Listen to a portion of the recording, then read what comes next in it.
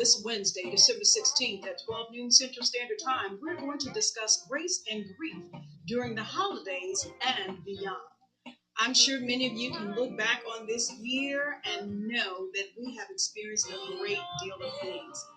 And some of us have experienced the loss of our loved ones. Lisandra Hutchison, CEO and founder of Grace and Grief, will be my special guest. This is a young widow who knows what it means to experience grief with grace. And she wants to come to us and discuss how we can get through our holiday season and through the rest of our lives. And I encourage you to join me Wednesday, December 16th, 12 noon Central Standard Time. I'm waiting on you to come and get caught in a net.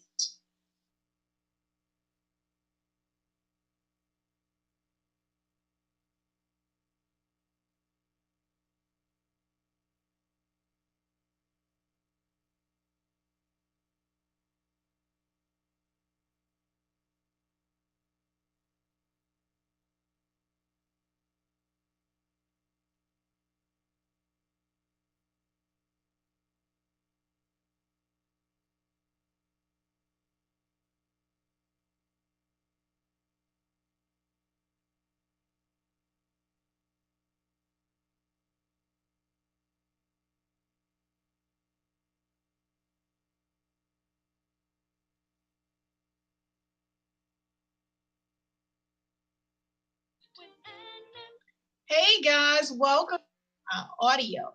And then at the end of the show, we will upload the video portion. Now, I am coming on now because 12 noon, we normally like to start. And I would say if you see me on a Wednesday afternoon at 12 noon, that means it's time for you to come on and get caught in a net. I am so excited about today's segment. We are actually waiting for our guest to come on in. But we are excited because we are going to discuss a very sensitive topic. It is sensitive, yet it is definitely needed. And I am, we've gone through so much, and we can say we collectively, or I can say we collectively, this entire world, we've gone through so much in 2020. We little did we know, if you had asked any of us in December of last year, would we be going through any of this? I'm sure many of you would say no. But God has everything in control. We understand and we realize that and we believe that. But so many of us have experienced a great loss. We've experienced loss. And we've experienced loss in so many different ways, not just the death of a loved one, although that's like the biggest thing.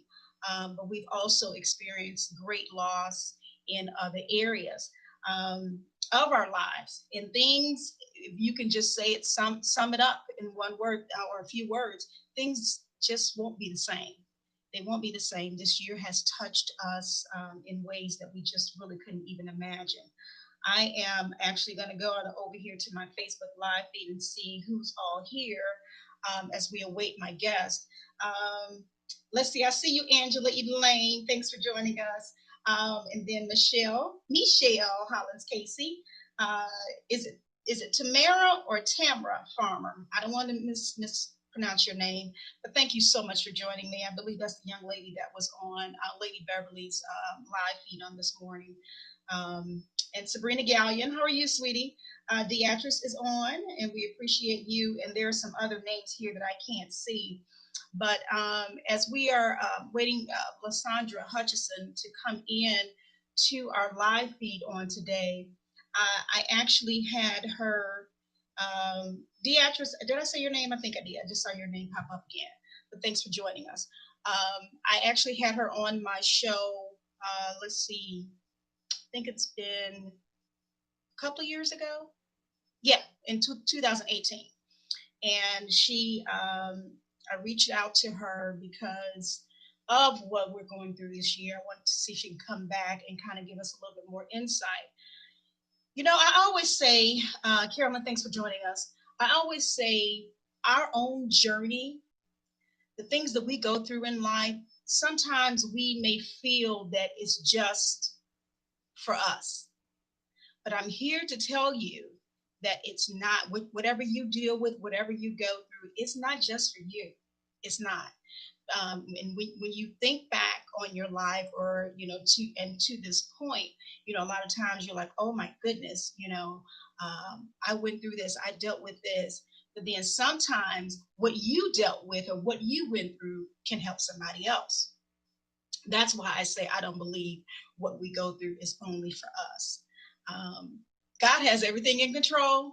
One of my favorite scriptures, Romans 8:28. All things work together, and I firmly believe that. Whether it's and sometimes it may not feel good when it's working together. You know what I mean? But we can definitely be a help to one another. Deatra says, such an important and needed topic. Thank you. Yes, thank you. I appreciate you. It is. I was looking at, I took some time and I was trying to look at some of the COVID facts, if you will, prior to coming on. And I know we've hit, was it over 300,000 deaths due to COVID? Somebody can correct me if I'm wrong, but I believe that is the number, the rough number that we're looking at now. And I heard someone say, just think about that.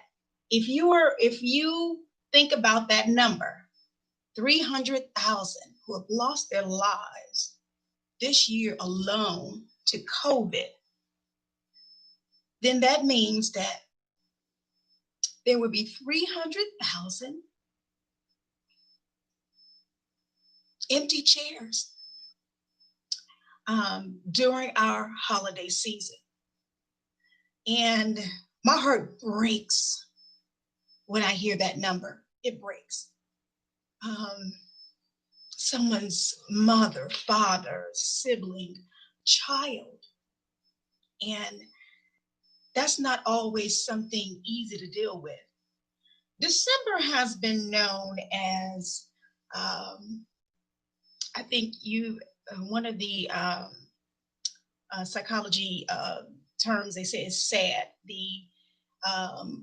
During December, people, they pretty much get sad. It's an acronym, but it's seasonal affective disorder.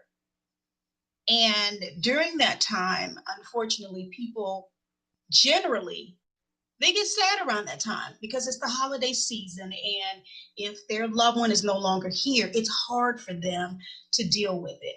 It's hard for them to come through it. They may be thinking about things that they did with their loved one just on last year. Deal with the death in your family.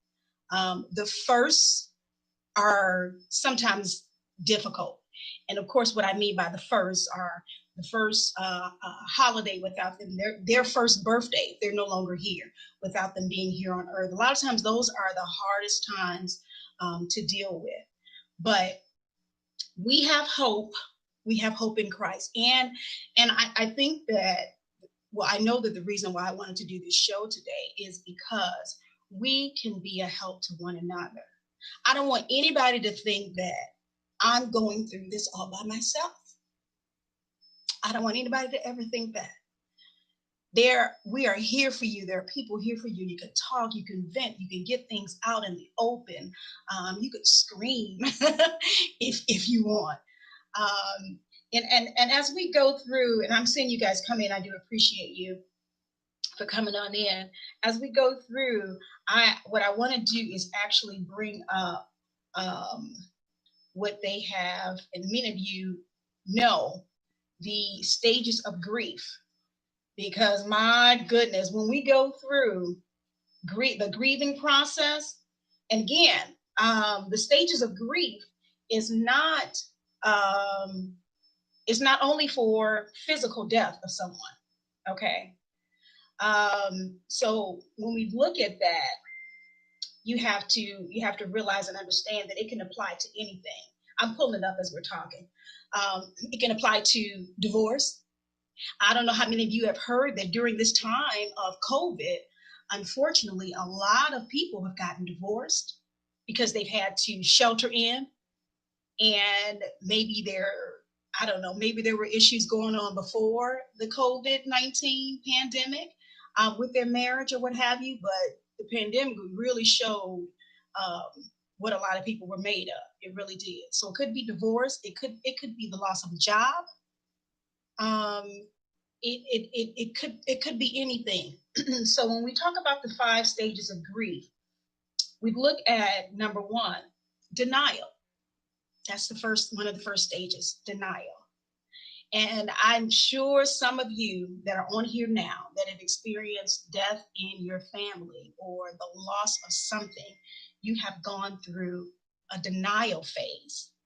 And, you know, it's common and it's human. And so don't think that you are alone in that thinking.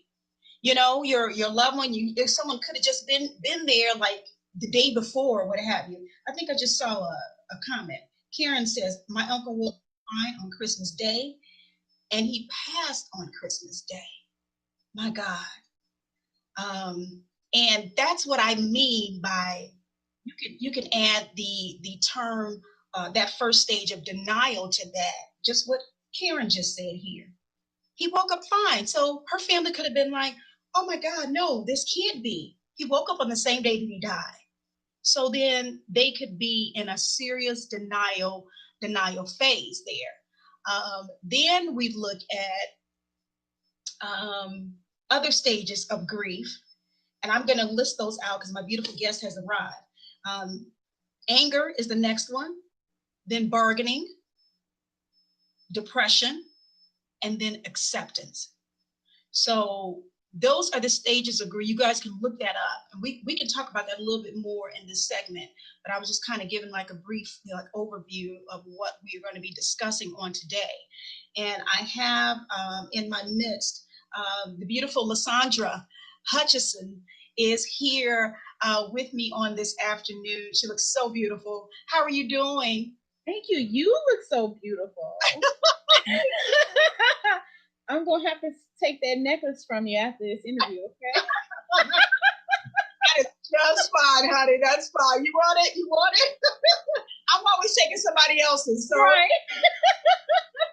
Like, just pass that to me. When you're done with that, here you go. Pass it on.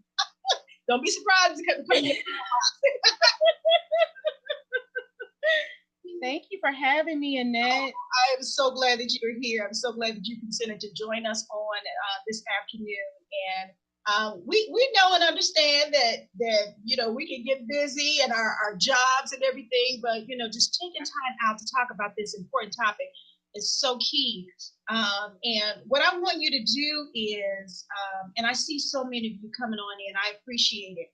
What I want you to do is to go ahead and to talk to my guest. Introduce yourself to my guest, if you will.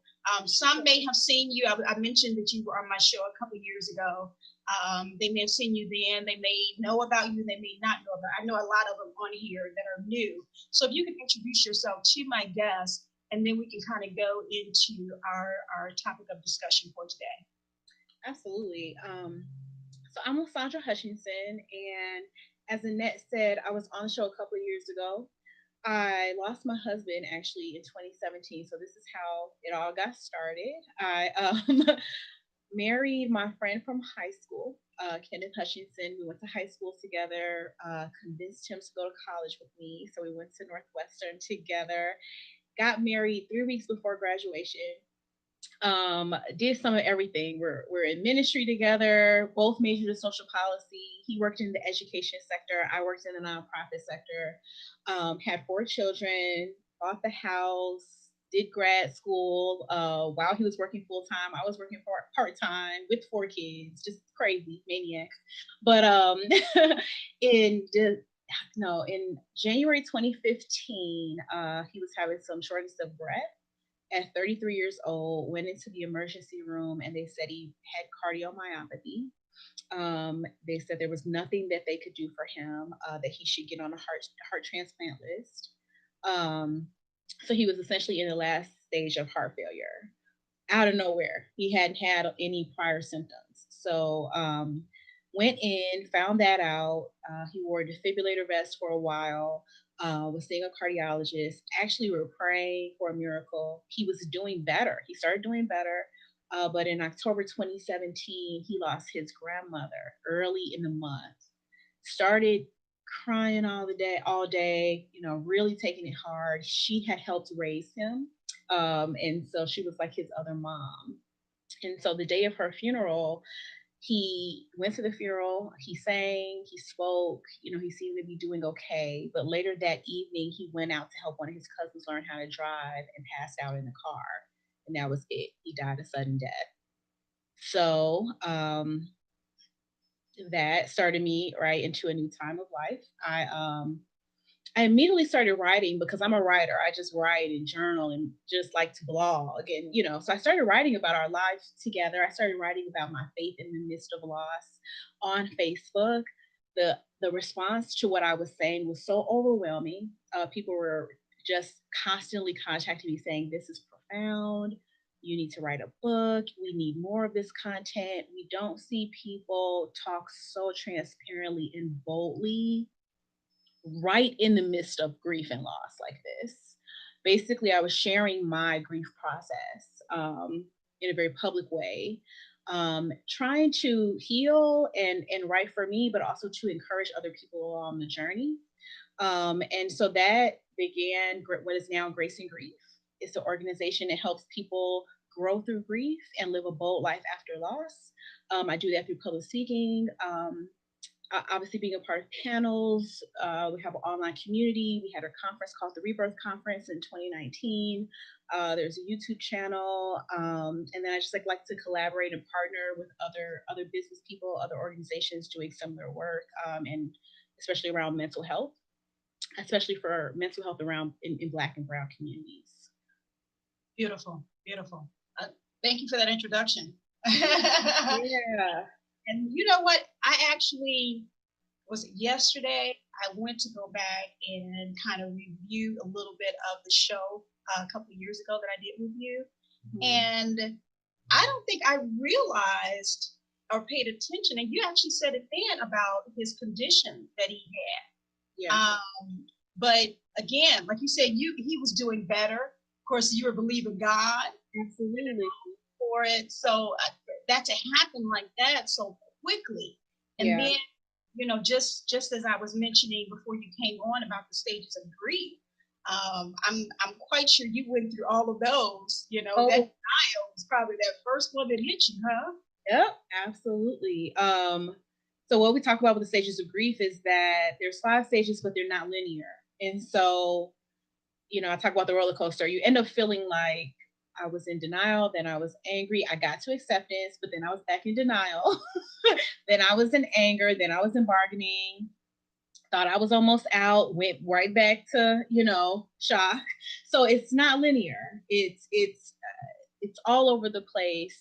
Oftentimes we touch on those 5 stages over and over again throughout the process of grieving. So I was all over the place when I did a YouTube video called The Roller Coaster, where I'm just like, y'all, I am wow. Up one day, down the next day, up one week, down the next week. I was just very transparent about that process. Yeah. I'm so glad that you said that, because sometimes when you see stages of anything, you think that you have to go from 1 through 5, like 1, 2, 3, 4, 5, as opposed to, it being out of order, going from 1 to 5 to 4 to 3 to 2 or something like that. I'm glad you said that, because it's important. Just like you just said, I thought I was out of it, and then bam, something else hit me again. Mm-hmm. Whether it was the denial or or whatever.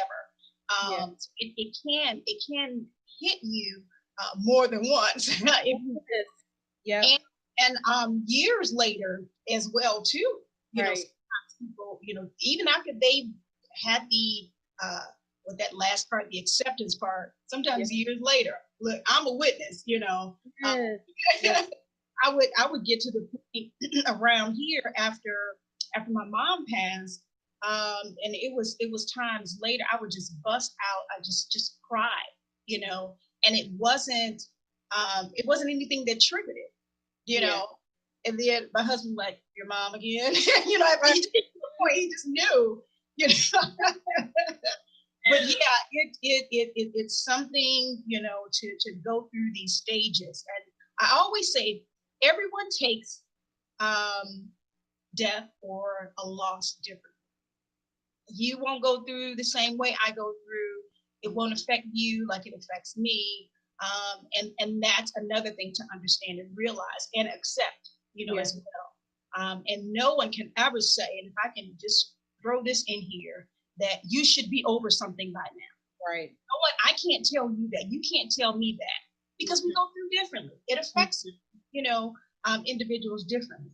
Let me hop over here because I'm seeing comments, and I don't want to miss anybody. I do appreciate all of you. Make sure when you come in, click that share button. Click the share button. Throw up the hearts, the love button, the care button, if you will, the thumbs up. We would appreciate it if you would do that on today. And I'm going to recognize some more individuals that came in since we've been talking. Let's see. I see you, Joe McCord. Oh, I see the sad face. Yeah, I understand this type of discussion will bring tears to your eyes sometimes, but we're trying to get help for individuals and let you know that there is hope. Karen says, this time and or season has been rough for me and my loved ones, but I choose to press this year. Beautiful. Tiana is on. Thank you for watching. Michelle says, good afternoon, Annette, Lisandra, and viewing panel. Thank you. Carolyn says, I have found a tool in the past month that I believe will help others for dealing with this matter. A book written by Angel Hawkins. The title is I Will Always, excuse me, I Will Always. It is her memoir on faith and fight. It's out on Amazon. Okay, thank you, Carolyn. That's a good reference there. Tiana says, I lost my grandmother on the 6th due to COVID, and we just had her funeral. My heart goes out to you, Tiana. And, you know, it's something, again, to deal with the death of a loved one. Sometimes they can just be just like Lisandra was mentioning about her husband's grandmother, very precious to an individual. So you never know how they'll take it. Let's see. Sabrina says, hey, sis, I'm so proud of you. Sabrina Gallion. Hey, Sabrina. Thank you, girl. That's beautiful. That is so sweet. Michelle says, I remember her now. God bless you. Oh, yep. See, a couple years ago. Yeah. Marcus Hill, how are you? Rashonda, thanks for watching you too. Bowen Buchanan is on. Karen says, roller coasters. Yeah, wow, yes. Michelle says, those unexpected times of grief is so overwhelming. Yeah, I can agree with that. Tiana says, my mom was telling me that as they going through the grieving process, her siblings seem to act like they are back to normal. I don't think she understands. Okay, so maybe we can, because you know what, we can kind of deal with some things as we are moving along through here on today. But Vanessa, Gail, thank you for watching, sweetie. I appreciate you. You guys, again, when you come into the live feed, go ahead and click the share button. Because we want to have this discussion with everybody. We want to be able to help as many people as we can on today. So if you have any comments or questions on today that you would like for my guests to answer, or maybe we can help you through, go ahead and throw them in there into the comment section. I will definitely, stop every once in a while and read them for you on today. So don't hesitate. I will open up the phone lines as well. I'm going to put the number in 505-552-2638. Again, area 505-552-2638. You can call in if you like on today, joining on the discussion, or if you have something you would like to tell myself or my guest on today in relation to this topic on today. So maybe we can address that last, it's kind of like a question comment that Tiana had. She said she lost her grandfather, but her mom is saying that I guess the rest of the siblings are acting like they're back to normal. I wanted to make sure I quoted that right. Yeah. So how would you address that? I would make two thoughts come to mind when I hear that example. One is that sometimes we get back to our normal, we go back to work, we go back to the dailiness of life, and we try to carry on as though nothing has happened because it's a part of coping. That's a part of what helps people kind of hold it together, is to go back to whatever feels like normalcy. So I don't necessarily think that's a bad thing, because a lot of times people find a lot of strength in just, okay, let me go back to work, let me do what I normally would do, let me go back to whatever hobbies or organizations I was volunteering at. That helps them get through the process, because on the inside there may be a lot going on emotionally, a lot going on mentally, but to have something that feels stable, because grief is disruptive, loss is very disruptive. It doesn't ask our permission, and it didn't ask anybody for permission. It just comes, it turns your world upside down, changing it forever. And that's hard. It's hard for a lot of people because you can't control it, and you can't control how you feel. So people like to cling to what they can control. Going to work, you can control. Going back to whatever is normal, you can control. So a lot of times people would do that. And I don't think that's a bad thing. The second thought that comes to mind is oftentimes people are so overwhelmed, they just don't know what to do with it. And so they may say, okay, well, I'm all right, but they don't know where to put these emotions.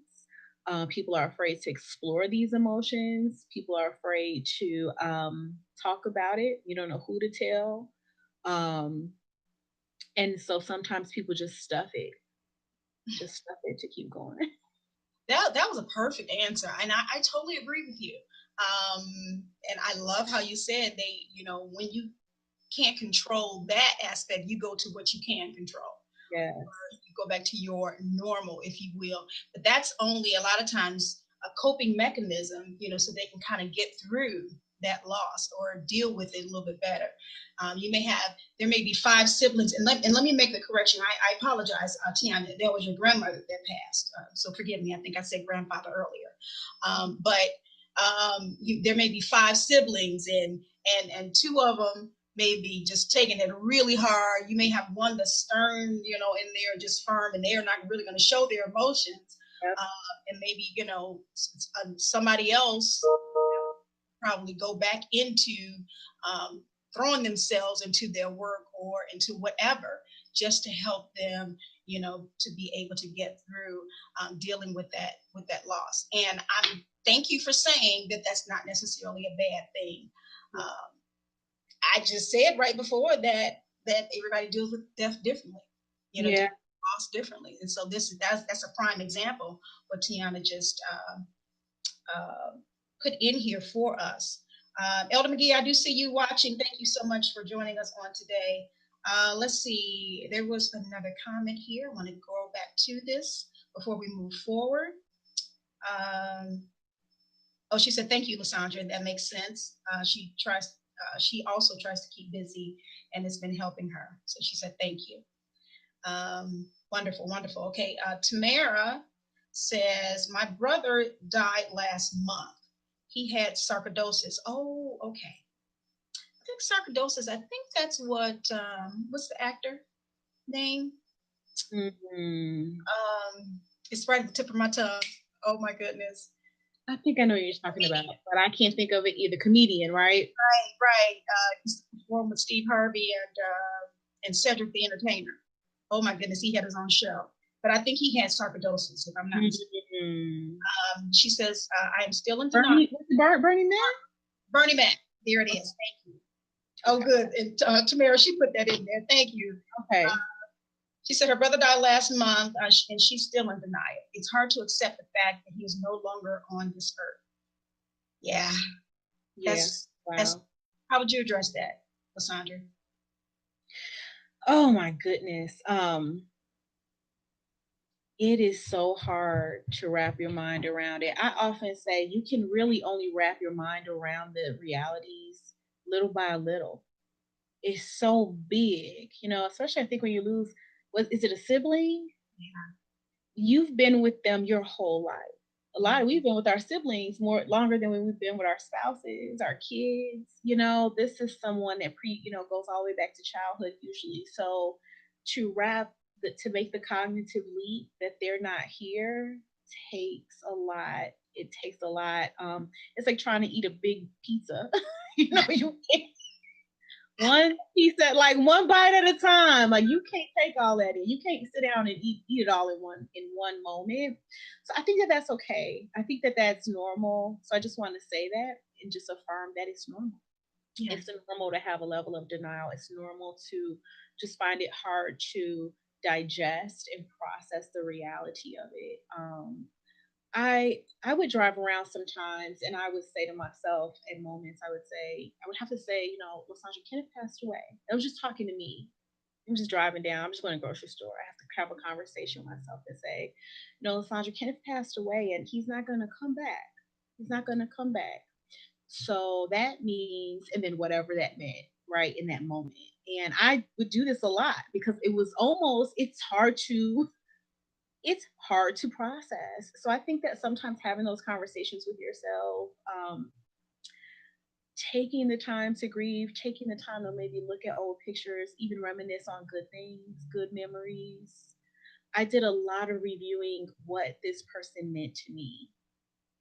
And that really was what Grace and Grief was built upon. I'm basically reviewing my life with this person, and trying to convey and even find out for myself what impact did this person have on my life. That helps to digest it. It helps to figure out how to incorporate them as we move forward, knowing that we are taking them with us even though they're not physically here. Yeah, beautiful. Yeah, I believe I experienced something like that as well. Like when you say it out loud, it's almost like it's therapy for you, or the reality check, if you will.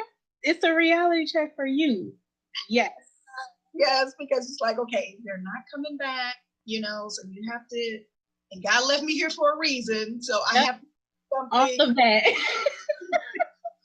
It's a pep talk. It's a pep talk. I'm gonna get into it. Yes. I'm still here because God has a plan for me. He finished his course. God must have thought he finished his course, but I still have something to do. So I got to do it. And it was just a constant reviewing of what was true and finding ways to ground myself in the reality in a way that was gentle, though. Mm-hmm. Yeah, beautiful. I love that. When I went through the death of my brother, I did not go through in a healthy way. I didn't realize that until later. I was young at the time, 15 when he passed. Unfortunately, he was murdered. Many of you know the story. But the way that I dealt with it, I shut everybody out. If you were not blood related to me, I didn't want to deal with you. Wow. I didn't trust anybody. Wow. His life was taken. So at that point in my mind, my young mind, I'm like, okay, I don't trust anybody. So if you weren't blood, I didn't want to deal with you. I didn't even want to talk to you or whatever. I shut down. I literally shut down. And I would keep the lights on at night, the TV on, and it was just like that was the only way for me to even get some sleep. And I recall years later, because that was like going into my sophomore year of high school. I recall years later after I graduated from high school, some friends of mine told me, they were like, you know what? You were a zombie when you came back to school. They said you were just literally walking and going from class to class. It was just like, and I can only imagine what they were seeing. You know what I mean? It was just like, my body was there, but mentally I wasn't there. Yeah, no, that's so real. My children and I often say that we don't remember the first year. It was a blur. Even though I had them go right back to school, we tried to go back to our normal, but they don't even remember. They're like, they're so confused. Like, was that year? And I'm like, no, that was the other year. This was the year after that. They're like, I don't even remember that year. And I think we were just, like you said, zoned out, just going through the motions, but everything felt almost like a dream. It wasn't even real. It was hard to even feel like it was real. So that is, I definitely identify with that. It's very normal. You are almost just kind of crawling through each Oh, day. yes. Yeah, definitely. And Yeah. then like, and wait, and if you go back to church, like right after it happens, and then I'm just a ball of tears. You see people, Volunteers. right? I don't know. It just hurts so bad. It really did. But Yeah. you know, we're still here because that happened in what 1983 when he passed. So yeah, it's been a while. Let me go here to Facebook. I see you. Is that Lou Berry? And thank you guys for tagging individuals. I appreciate that. Is on. Scott is on. Michelle says we should also note that not all grief is related to death. That's correct. I said it. That's so good. Yeah. Is one of the main factors of our grief. It is not the only circumstance that causes us to grieve. That is so accurate. Carolyn Smith, thank you for watching. I appreciate you. Unfortunately, she just lost her sister on last week. And let's see, Karen says, I lost 40 pounds in less than a month when my daddy passed. Wow. I only remember one thing of his homegoing service. That weight came back.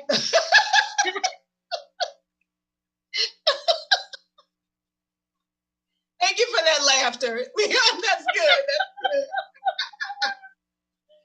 I hear you, Karen. I hear you. Because honestly, just like you were talking about your kids, and there is like a big old blur. You don't really remember stuff. I honestly do not remember everything about my brother's funeral. Yeah. I don't. They literally had to take me out. I cried so bad. Wow. I just couldn't handle it. But the crazy part, and I'll just throw this in and I want to move forward because I want to address Michelle's comment, is prior to his passing, to his death, I had a dream about his funeral. Prior to him. Prior to him passing. Oh my God. But I didn't know that that's what it was. I had a dream that we were at our church because we attended Monument of Faith with Elder Hinton at the time. And I dreamt that we were sitting in service and that place was packed. It was packed to capacity. And I'm like, and then I looked around and I saw a lot of my mom's siblings, my aunts and uncles who did not attend that church. I saw other people who didn't attend that church who were there. I'm like, why are they here? As I thought back on it, it was his funeral, and his funeral was packed to capacity. People could not even get in. Yep. Yeah. So, yeah, that's amazing. Maybe we can kind of hop on to Michelle's comment there and kind of talk about, other losses, if you will, that individuals are dealing with. Because as we're trying to help people to maneuver and get through this season and beyond, because I did that on the title, as we try to maneuver to get through this, there's so much that we have to look at. Loss of jobs, and then again, things just aren't the same anymore. So there are a lot of losses. How would you talk to the other losses, or have people to kind of look at it? Absolutely. So I also work at a nonprofit organization, and I've always done some type of violence prevention work since I was a teenager. And so I do grace and grief. I also do some domestic violence work.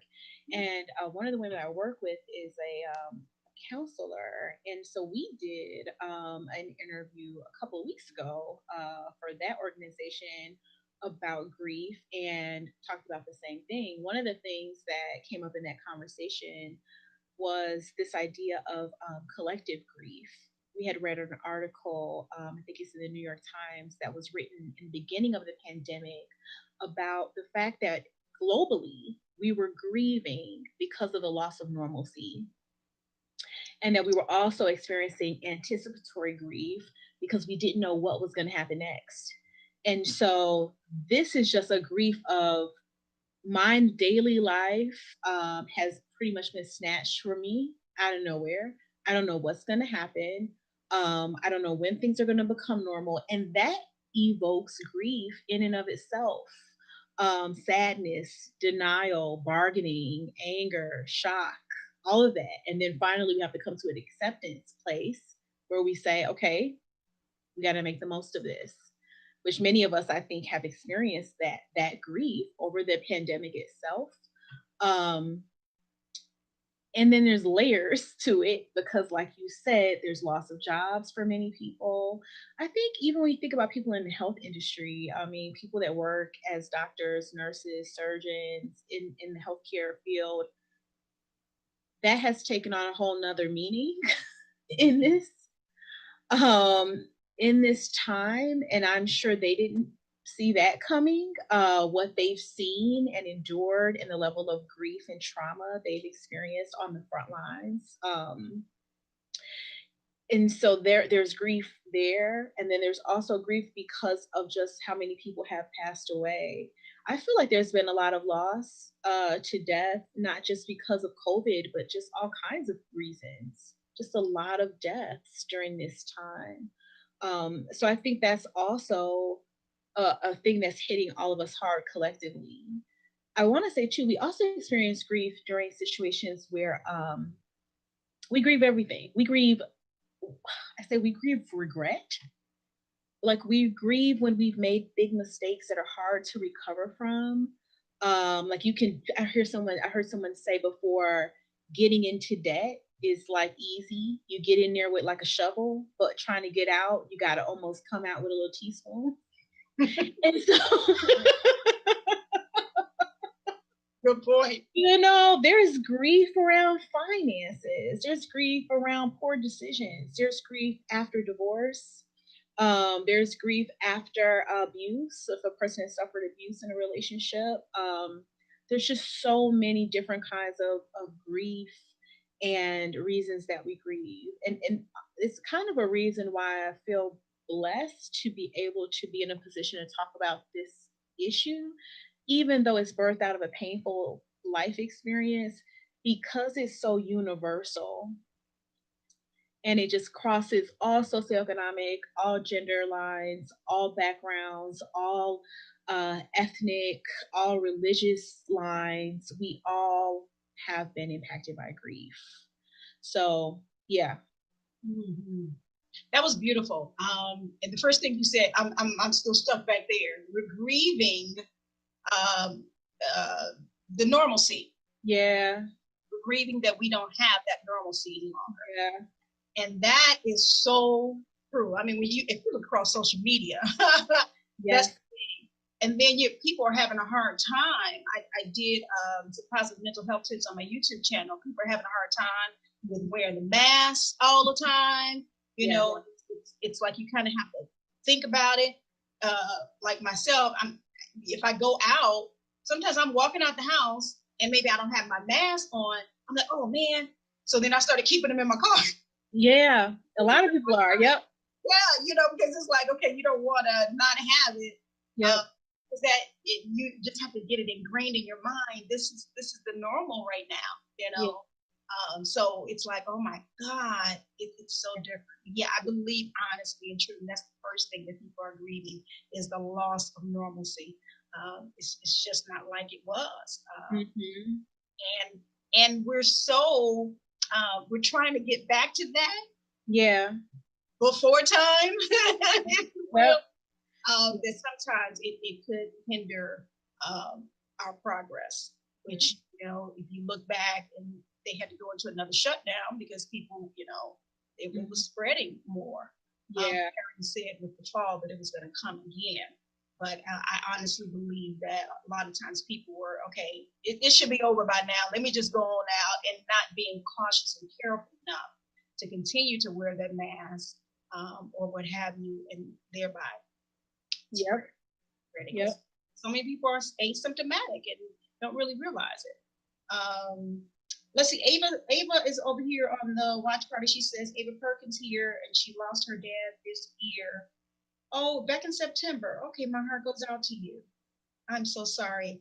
I was talking with someone just last night or the other day, and you would be hard pressed to find anyone who has not been affected by COVID, whether having it and overcoming it, or knowing someone that passed away from it, or what have you. You would be hard pressed to find someone that hasn't been affected by it.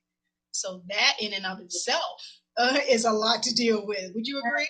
Absolutely. And I feel like we grieve at the trauma that people are experiencing around us, even if it's not directly impacting our household. When our family members have COVID, our friends have COVID, it's scary.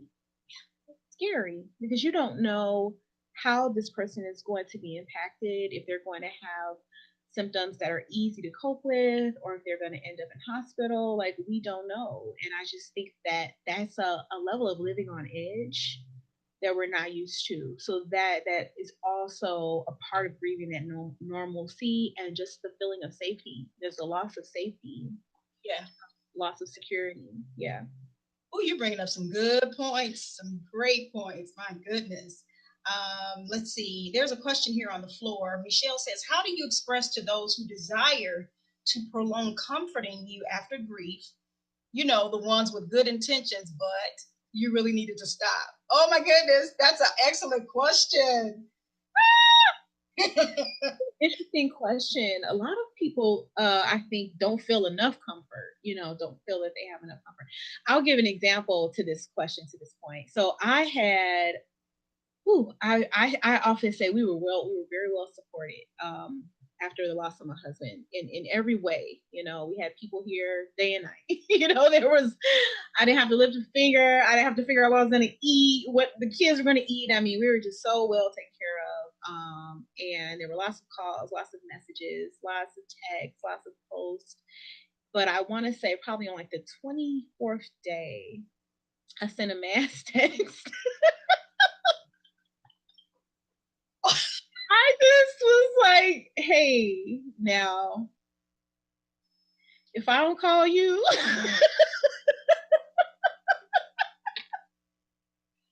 just believe that I'm okay. Because and I don't know if the person who wrote this comment may be experiencing some of that. It can become overwhelming. Yes, that you're having to manage all of that. And I just was exhausted. After 4 weeks of it, I was like, guys, thank you so much. But now I just want to sleep. At that point, the funeral was done. I was just like, I just want to relax. I don't want to talk. I don't want to have to be, on. You just kind of want to be able to do whatever it is that you need to do. So I think that being forthright, and my friends, some of them laughed at me, some of them were a little hurt, like, okay, but I think people appreciate it when you just let them know, you know what, thank you, it's so much appreciated, but I'm gonna take it from here, and from here on out, if I need help, I'm gonna reach out and let you know. Yeah. Love that. I love that. Now, I will say, and Michelle, let us know she answered your question. Yeah. But I know she lost her mom, so I'm not sure if she's referring to that or not. But you and Michelle are probably, I would probably say you're similar. You're both strong women. You are. And so again, it goes back to everybody's different and everybody takes things differently. Now, you may have somebody who after 4 weeks, they still want it all coming in. They still want people to dote on them, or if I can say it like that, because they probably need that to help push it. Yeah. But you're like at the point, okay, that's good. I love y'all. Oh, I can just give all of y'all a big old hug. Right. But let me go to sleep now. Right. I'm good. Right. And you probably needed to like adjust to your new normal at that point. Yes. And you felt that you needed to do that, without everybody else, they're right there with you. Yes. Yes. And I think it has to do with personality. Like my life with my husband, because we were friends in high school, we were so close so early on in my life that he really was like my person. So there was a certain level of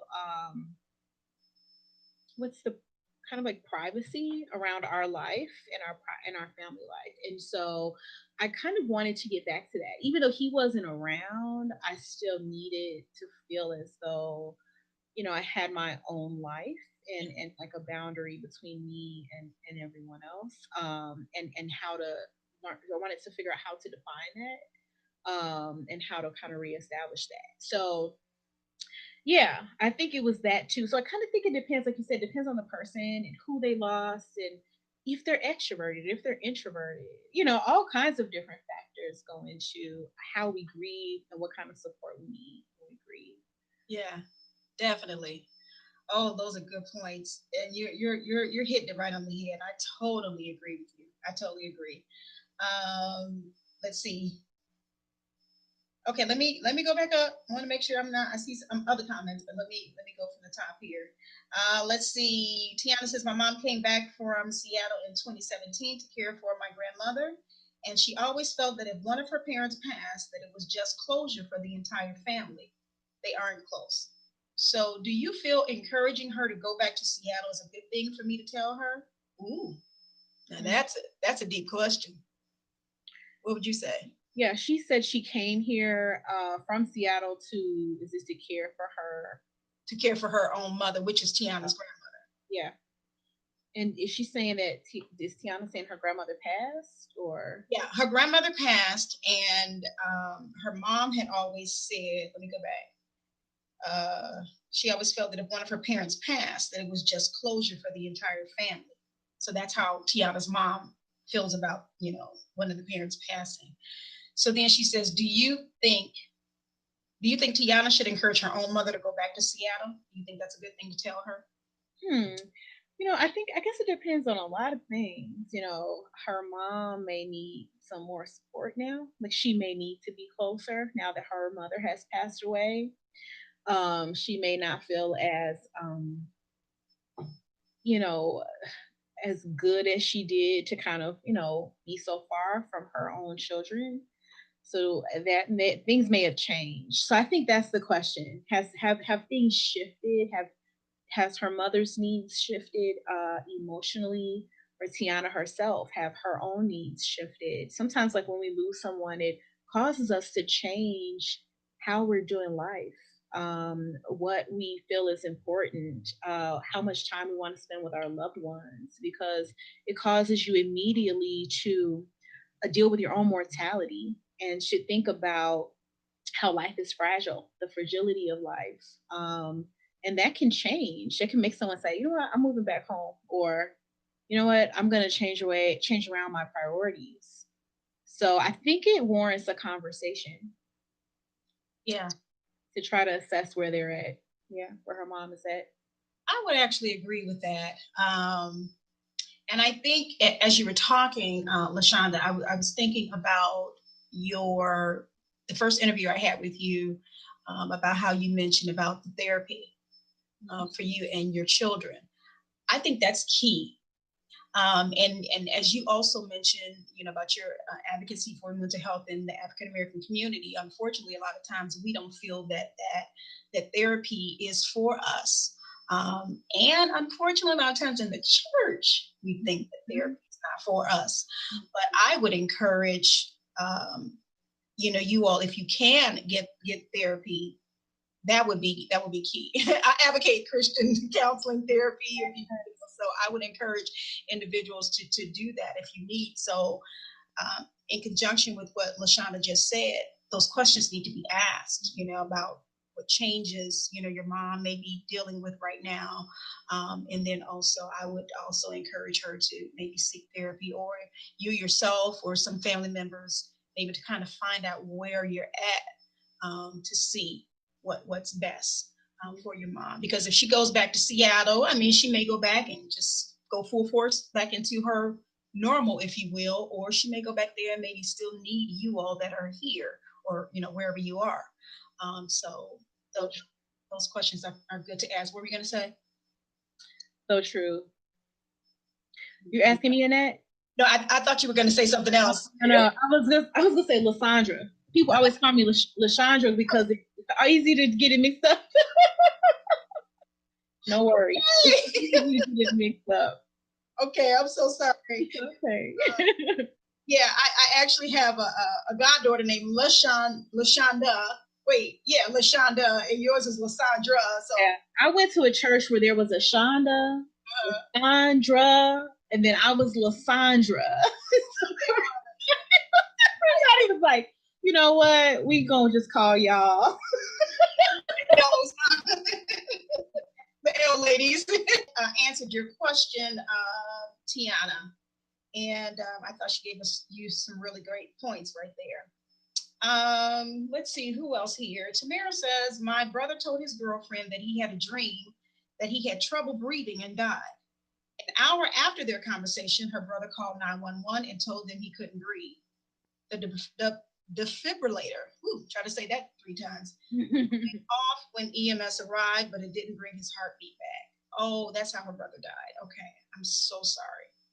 That's, yeah, that's got to be something, because that may go to, I don't know what stage you can throw that under, when sometimes you get warnings like that prior,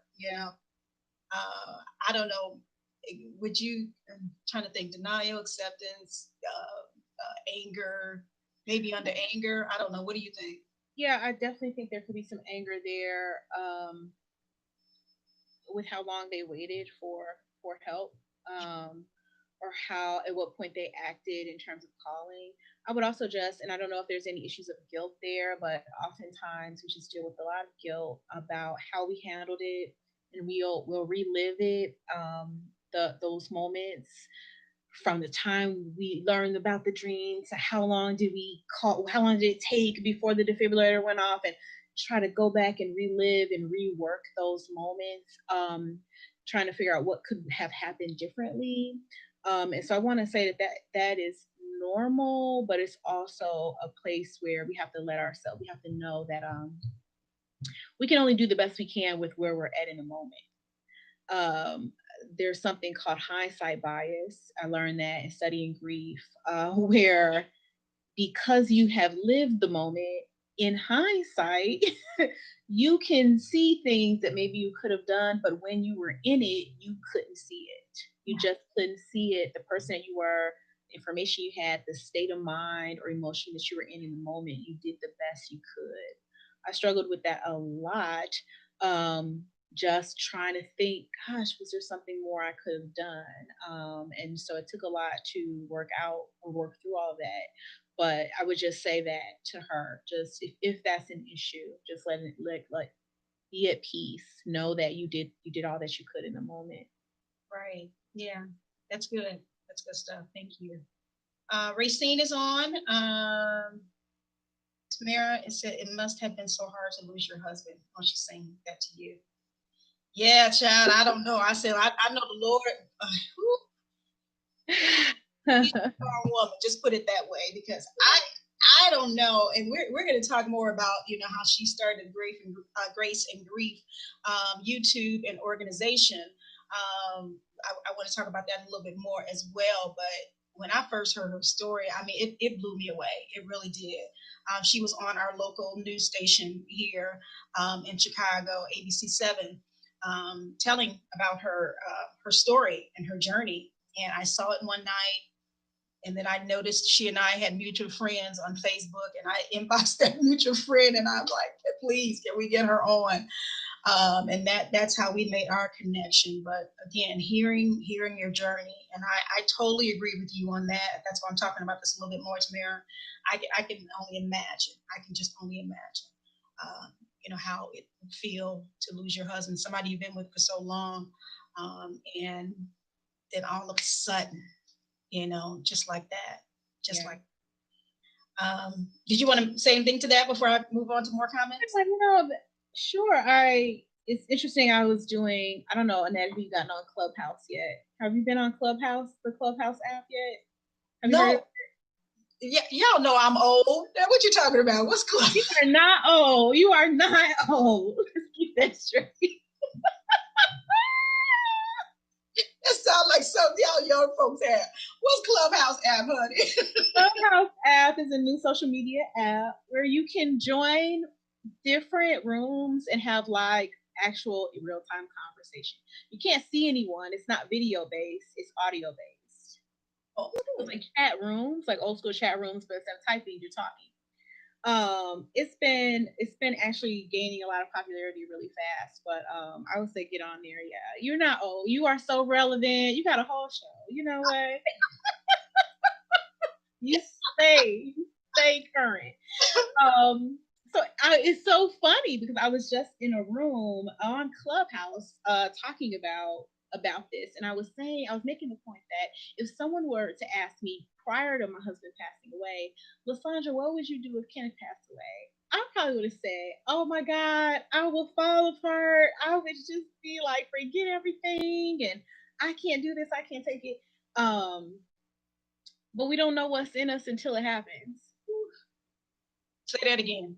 We don't know what is in us until we go through it, and what is in us until we get in the fire. We don't know what's in us until we're tested. And when we're tested, what is in us comes out. And so I would not have been able to say, I don't think I would have said I would have handled it the way I did.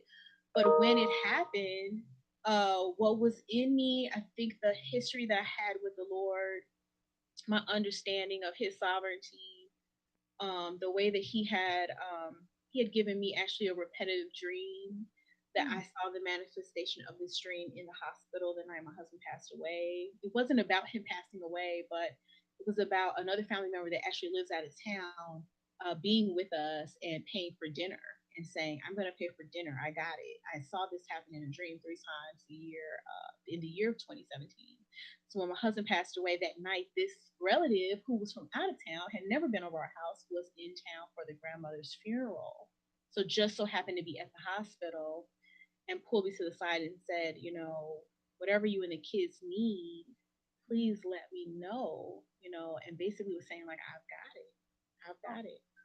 And so I knew in that moment, okay, I saw this happen, which I knew was God's way of letting me know I am in control and nothing has gotten past me, And so I was able to say in that moment, God is sovereign. I turned to my friend and said, God is sovereign. Like, I don't like this, but God is in control. And so I would have never thought, in my wildest dreams, that would be my response.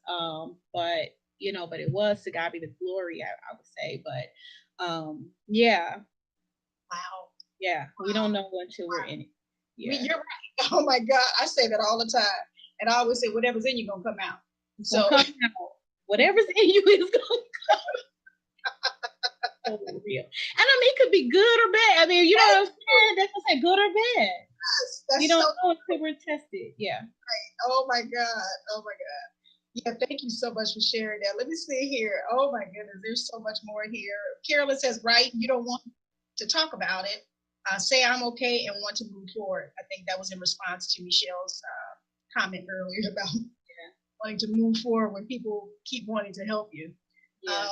You know what? And I'm just going to answer that, Michelle. I'm not sure if you're still on or not, but we have to, all of us are going to kind of have to feel it out. You know what I mean? Whether we are trying to help, say for instance, if I was around you, Lisandra, during that time or whatever, you lost your husband, I need to understand and know Lisandra. And I need to kind of feel her out as well. Because honestly, that long mass text you did, you just shouldn't have had to do that. You shouldn't have had to do it. And I'm not saying you did it because people were just, whatever. But you shouldn't have had to do it if they really, really, would know you. And some, I'm not saying all of them didn't know you. They probably did, but probably just said, okay, I'm just going to keep, being there for her or what have you. But I said all that to say, let's understand and know who the individuals are that are dealing with that loss, whether it's a loss of a loved one, loss of a job, or what have you. If I know my good girlfriend Michelle doesn't want to talk on, I got a girl, one of my girlfriends, she called me one time to tell me something real quick, and then we were about to head off the phone, and I was saying something else, and then before we got off the phone, she's like, "Okay, I got to go. I don't like being on the telephone. It makes me itch or something like that." And I said, "Yeah, I know you. So let's just get off the phone." So you have to understand who it is you're dealing with, and whether or not you're going to be bothering them or overwhelming them, or you're going to be helping them. So I just want to throw that in there for you, Michelle. So hopefully that will help you as well. Sabrina says, in those silent times, you can hear your thoughts and where you are. Also, you can hear God more and allow him to guide you through. That's true. That's so true. So true. Yeah. Yeah. Did you want to add to that? I'll add that I had some dreams, a lot of dreams in those first few weeks. This is what I like to talk about with grace and grief because, we think, well, you lose your loved one. Even I've heard this so much with COVID. People thought, well, or people felt, well, I lost my loved one. They were in the hospital. I couldn't be in there with them. And it breaks, just like breaks the heart to think that they took their last breath or they spent those last moments alone. And I always like to say, God is everywhere. He never leaves us. He never leaves our side. Even when we're not there, he's there. Even in those first few weeks, I was having dreams of my husband in a house that kind of looked like our house, but it was an updated house with woodwork that the human hands could not have created it. He was so comfortable and cozy and happy. I felt like I was having that dream because it was as if the Lord was comforting me to know that my husband was okay, that he was good, and that he was with him, and that he was in his own mini mansion, and and I mean, we all have different faiths and backgrounds, but I think that in whatever our faith is or wherever we're at with our faith, knowing that there's like a supernatural and that there are other realms that we cannot see, and like trusting that they're well, that they're okay. And I just feel like there's so many things that happen in the heart and in the soul when you're grieving, that we can find comfort and that we can find grace in. So I just like to talk about that because I feel like sometimes we don't talk about that. We don't often talk about that until we get in these kinds of conversations about grief and loss. That is so, oh my goodness. And you just reminded me, unfortunately, I've had a few in my family that passed away. I'll never forget when my brother passed. I would have dreams. I mean, like he was in a good place, a place that I didn't really recognize or whatever, but he was just walking around, sharp dresses as he was, and he just looked just fine. And, maybe I would probably go to say something to him. He's looking at me, maybe smiling, but he doesn't talk. I've had the same kind of dream. This is so weird. No, I would have the same type of dreams that he would be there and I would talk, but he wouldn't respond. But I saw that he was okay. And maybe if I said something to him, he just wouldn't say anything back. Golly, what is it? That's what I said. I feel like this stuff is beyond. Yeah. But you said it though. God is just trying to let you know they're okay. And because in our mind, we're thinking, oh my God, they're gone or whatever. And so because they're okay, God wants you to know that you can be okay. Be okay. 100%. That's it. He's like, I want to show you that they're okay so that you can know you can be okay too. You're okay. Because you feel a sense of trauma. You can stay in the trauma of it. And you need to know that when they walked out of history, they stepped right into eternity. Ooh. Yeah. And all is well over there. You don't have to worry. It's over here, right? We over here, but all's well over there, and so they're good, and it just brings a lot of peace, I think, when we can have that place where we can know. That helps me know, okay, you got him, God, he's okay, then I can be okay. Let me move forward. I can be okay. Yeah. Right. And it should help you to get through. It should. It really should. Yeah, you're not the, and I'm sure some of you all here probably like, oh my God, I had a dream like that too. Right. Trust me, we've all had that. Yep. And it's crazy. I forgot when my grandmother passed or somebody else in my family passed. I think one of my siblings or something said, hey, did you have your dream yet? Oh, really? Yes. We should maybe I need to write a whole book about this whole dream around grief, because we get a lot in the dream realm around this topic. I mean, it's actually really powerful. Very, very much so. Very powerful. Yeah. I recall when my grandmother died, I was so hurt by that. I was sitting in the choir stand in a dream, sitting in the choir stand one day, and she comes walking down on the floor, and she's just smiling. Wow. woke up and I was like, okay, you let me know she's okay. Woo! My Lord, girl. It's unexplainable. It's like, see, this is the stuff I'm just like, you know what? I don't even know how to communicate Yeah, some yeah. of these, but these were things that helped me through. Beautiful, beautiful. And they can help you guys through too that are watching us on today. If you're just not joining us, we're talking with the beautiful Lisandra Hutchison. I said it right this time. The CEO and founder of Grace and Grief. She started a YouTube channel, I think she said about maybe 22 days after her husband passed. And this was to help her to get through her grieving stages and to deal with the death of her husband. So I have her on today's segment because we are in December. And as I talked about at the beginning of the show, unfortunately, a lot of times people deal with the seasonal affective disorder. They're dealing with going through the holidays without their loved ones anyway. But then 2020 was just something just piled on top of that. And so we just want to try and help you all to get through this process. And then I don't think we even mentioned, Lisandra, about how the fact that since the fall came, we went back on another quarantine, if you will. We're not able to spend the holidays with our loved ones, do the same traditions, if you will, that we're used to doing. So that's another loss that we're dealing with as well. So we're here. We're trying to help. We're trying to help each other to get through this time. We really are, because it can be difficult. Let me go back to Facebook Live. I do appreciate all of you for your comments. Tiana says, I feel like my mom needs have changed, which is why she wanted to go back to Seattle. Okay, so that's good for you to. And thank you, Tiana, for even watching out for your mom, if you will, because some people don't even care. They're maybe going grieving themselves and not necessarily thinking about how it's affecting other loved ones. So that's another aspect as well. Tamara says, what was the most effective way for you to get to acceptance? That's a loaded question. Let me process that. What, you want me to read the comments while you think about it, or what?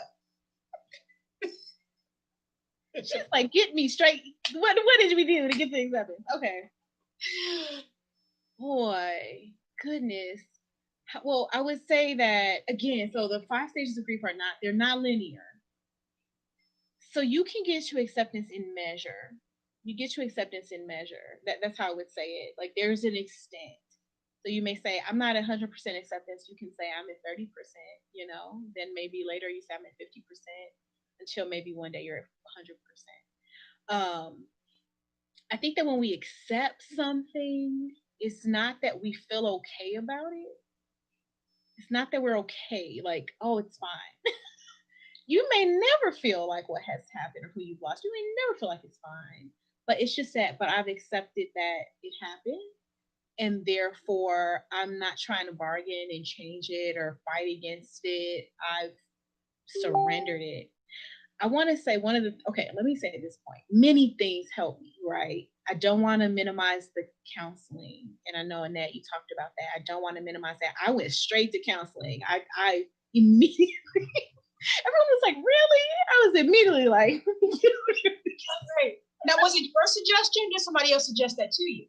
No, this was my own. That was my. I just feel very strongly about counseling and mental health. I also had a friend that was a counselor who knew of a great counselor. So I had a great referral. I had someone immediately say, I got the person, and I had already heard of this person. So I already knew who I wanted to talk to. So for the kids and I, and this particular counselor is just anointed to counsel. And I think that I like to tell people there are people, and this is for communities where there's often a stigma on going to counseling. There's often men are often stigmatized, even, and kind of looked at crazy if they want to go to counseling, made to feel as though they have to be hard as a rock and can't emote, which is not healthy.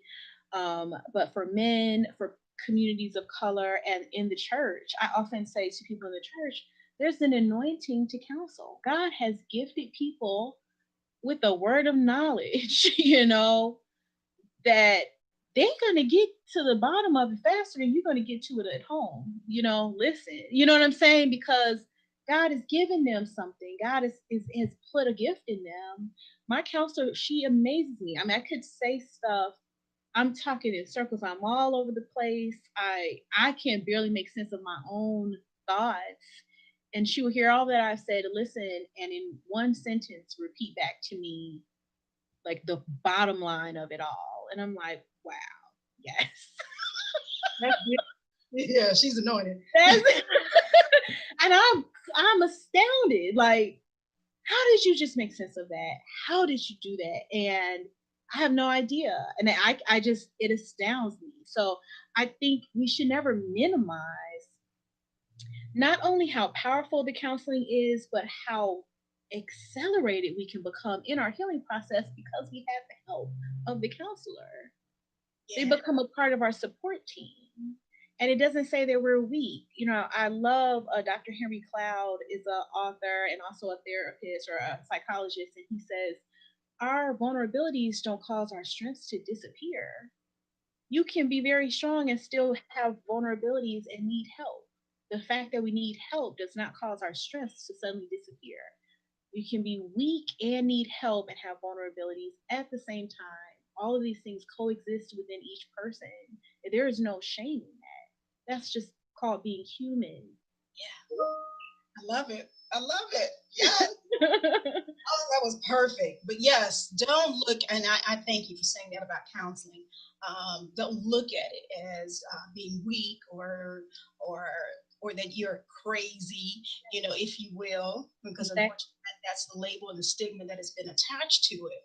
But just as God uses, who He will. He uses lawyers. You will go to a lawyer. You're not going to come to me to have me to. That's right. take your case in court. Right. I don't have that experience. So you're going to go to a lawyer. Medical, if you got something wrong with you, what's the first thing you're doing? You calling your doctor. You going in there, medical doctor. So why not with counselors or psychologists or therapists? They are professionals in their craft, and they can help and assist you. And just like she was saying, she blesses God for the counselor that she has. They can be anointed, and they're going to help you peel back those layers. They've had the training academically, professionally, and they've often talked to so many people. They've heard so many patterns and so many trends in behavior and cognitive functions. They've seen so many other people go through different processes. All of this, it really helps them counsel other people and gives them just the tools to pull out of their bag to be helpful that the average person would not have. Yeah, definitely. I know of a few counselors that I kind of collaborate with, and I do recommend them. People are always inboxing me and asking me, you know of a counselor, therapist. I know a few of them. I get some shout outs. Felicia Williams, Kathy Jackson.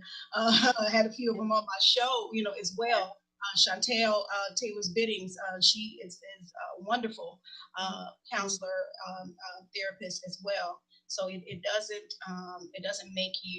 doesn't make one weak or seem like you're not in control because you're going to someone else and you're discussing your issues or whatever. They can look at it as them helping you to get through.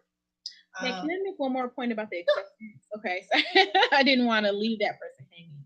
Okay. One of the main things that helped me with acceptance was this idea that my husband was he didn't belong to me, that he belonged to God, that he was God's son, that God had given him to me like on a borrows, like I had borrowed him. He had lent him to me for a season, but that he wasn't mine. I had not breathed breath into his body. I did not assign a destiny. I didn't design I hadn't decided on his birth date or on his death date. That these were never things within my realm of control or under my authority. That he was God's son first before he was my husband, it helped me come to a place of like submission in my heart to give him back to God, to say, okay, I release him back to your care. Thank Oh, you for the time that I had him. wow. Woo! You just woo.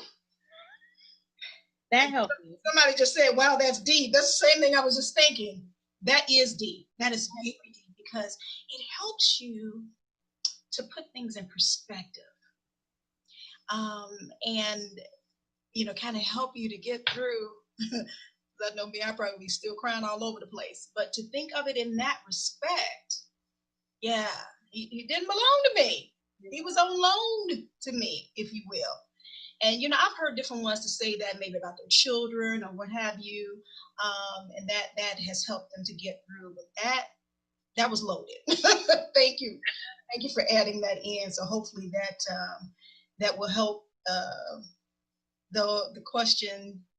I'm trying to go back up. Oh goodness, you guys! Let me keep up. Let me keep up. I appreciate all of you all. Lady Beverly is on. She says, "Amen." Had those thoughts with my dad. She just lost her father maybe a few months ago, and I appreciate all of you guys coming in on today. You all can know and understand what we're discussing on today. Michelle says, "Yes, let's normalize therapy." Yeah, I agree. I agree. And stop looking at it as it's, something bad. Or even like sometimes I'm looking at some of these shows. I love to watch like shows like Law and Order, SVU unit. I'm just calling it that way. Sometimes some of the police officers or detectives, they're going through things and they may have to go to therapy themselves. And so others are looking at them like, really? You going to therapy? Like, why? So it's still that stigma. But just as Michelle said, yes, let's normalize therapy. Let's see, Carolyn says, I lost my father, my 14-year-old son, and my husband in a span of 5 years. Oh, wow, I didn't know. She said it was difficult to heal because there was not enough time in between to heal. Yeah. Father in 89, son 91, and husband 94. Before I could heal, there was another death. In-laws were passing in between, but we've got to move forward. Yeah. Wow, that's deep. Yeah, when it comes back to back like that, those are sometimes can be unbearable, it seems. Yeah. What would you suggest with us in a situation like that? Yeah, interesting. I actually heard about a similar situation from a woman maybe about a week ago. Something very similar, but I think all in 2020 there were 3 deaths, like the death of her son, death of her husband, and maybe the death of her mother or father, all in 2020.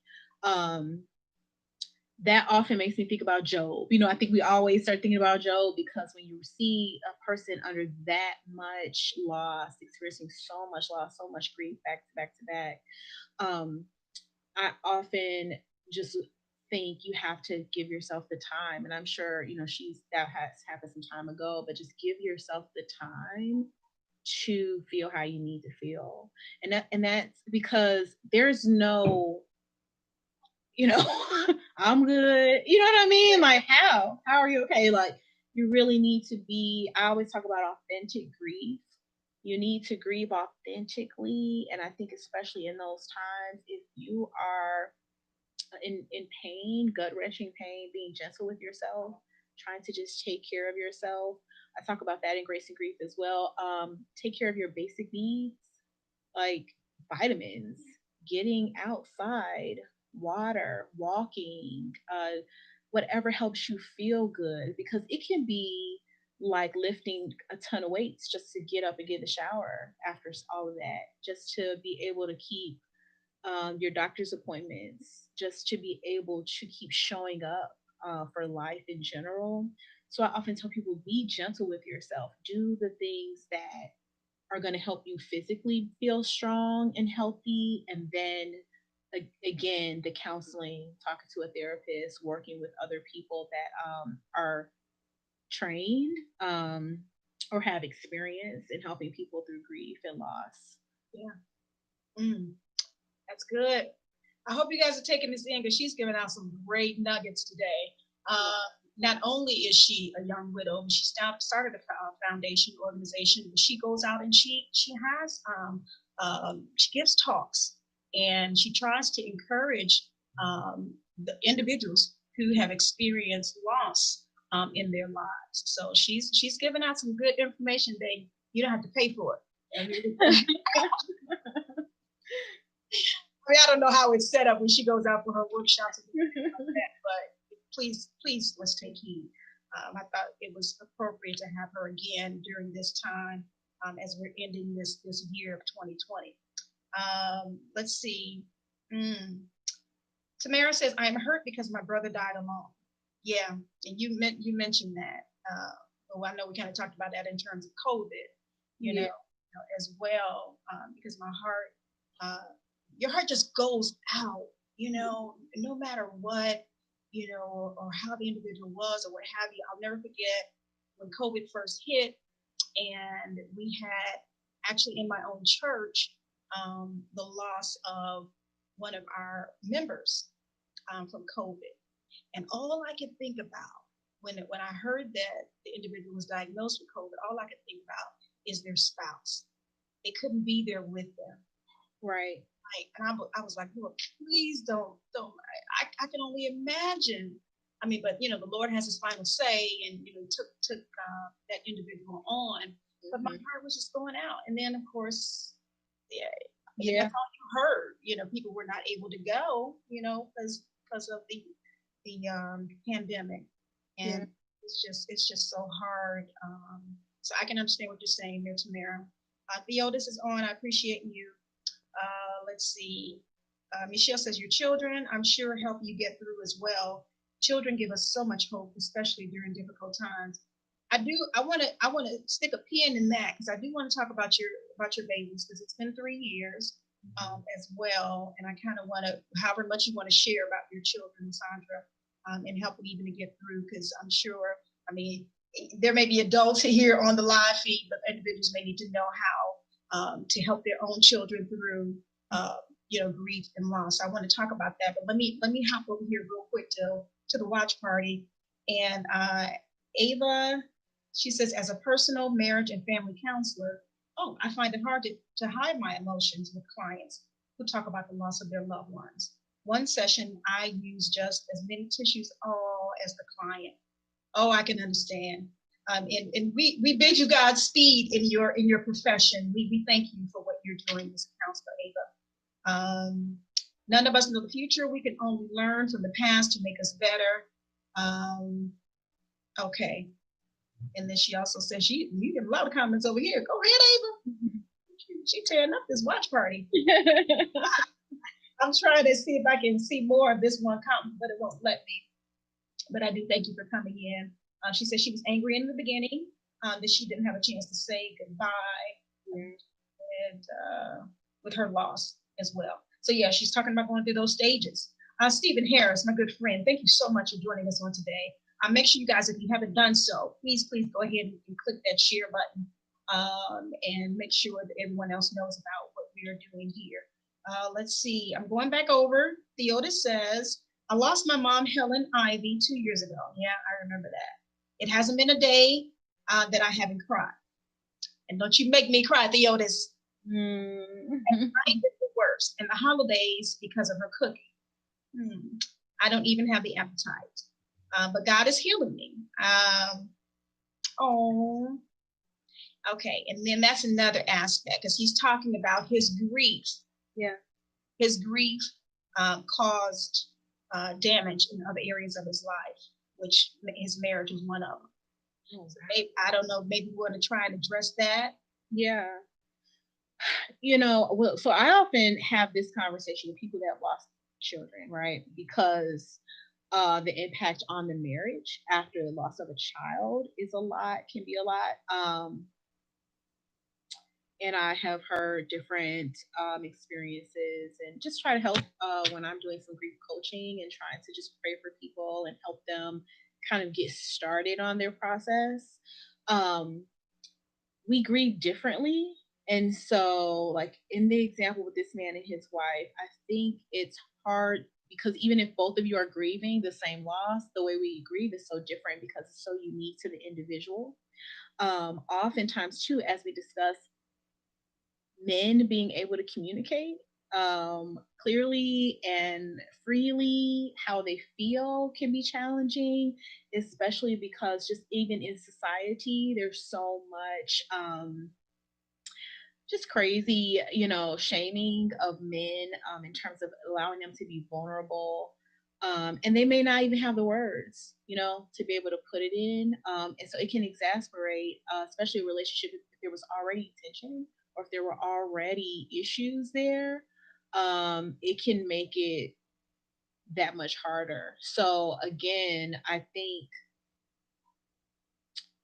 we talk about secondary losses as well. You have the primary loss, which was like the loss maybe like of the person that passed away, but there are secondary losses in terms of friendships, often marriages. People often leave their church home. Sometimes you lose the support of other folks you thought were going to be there for you. Loss of financial security. There's so many other losses that go along with a primary loss. And so for him, the marriage could also be a part of a secondary loss that he's experiencing. So I think again, like the help of a counselor would make a huge difference.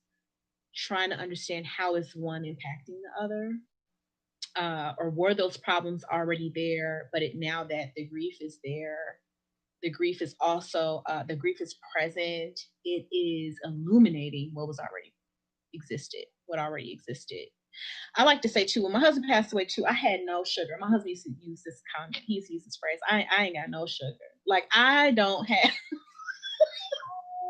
I had no tolerance. I felt like I ain't got no sugar. Like if I had something to say, you don't say it. I was gonna say it. Like because you don't have. I can't tiptoe around it. I can't act like it's not there. It brings out another side of you. So you change. You could be very hard to deal with. I'm sure I was no walk in the park, So I feel like, you have to also think about that. How has the grief triggered aspects of your personality, issues that you were maybe already angry about that now you're just putting it out there, your ability to kind of what's the word, mitigate situations that you would have maybe dealt with differently before. All of that is impacted. Yeah. Okay. That's good stuff. Yeah. Yeah, I would second what she said. If you can get that counseling, that therapy, that would help as well. But yeah, I think we have to understand and realize that one thing it can't affect the other aspects of our life. And I'm glad that he actually realized that. I'm glad you realized that. Yeah. Hopefully you can get, the help that you need. My heart goes out to you. Yeah. Let's see, is that, I don't know how to pronounce that first one, but it says Bowie Morton. Thank you for watching. We appreciate you. Let's see. Oh, goodness. There was a question up here. I want to scroll back. Michelle Thomas, did you have a question? Oh, okay. I think somebody was answering something you had earlier. Okay, never mind. Let's scroll on down. I'm trying to be good and get to all these comments. Let's see. Carolyn says to Theotis, I know how you feel. I was and still get like that during holidays because her son passed on December 6th. Carolyn Maxwell says, God walks with us all differently, but it is based on your own walk of faith. Yeah, I agree. Hey, Delisa, thanks for watching, sweetie. My heart goes out to her. She lost her daughter and I think her grandmother just recently. So my heart goes out. The other says he just lost his uncle, and the services are tomorrow. He's trying to be strong for his sisters. I'm so sorry. Yeah. See, that's why I say, it's so much, and it's just happening just all at once. And then, it used to be it was outside of your circle, but it's like in your circle, so close in your circle now. It's like, wow, it just really throws you off. Michelle says, my sincere prayers of comfort and strength for you. I think she's talking to Michelle or Theotis. Okay. I see it, guys. I'm still scrolling. Theotis says, and I even heard it from my mom, best friend. Okay. But Lady Beverly says, the pastor that eulogized my dad told our family that we were not giving daddy up, but giving him over to God. So that goes to your point. Yeah. Beautiful. Oh, and sometimes it's just like, it's so hard to say that. Yeah, it is. It is. So hard. But yeah, but it's still true. Hey, Lanessa, I see you on. She says, I love Lisandra. I do too. Oh, love you, Lanessa. That's so sweet. Good support there. Sabrina says, I can remember when Kenneth's birthday came one year and he had people sharing videos to celebrate his life.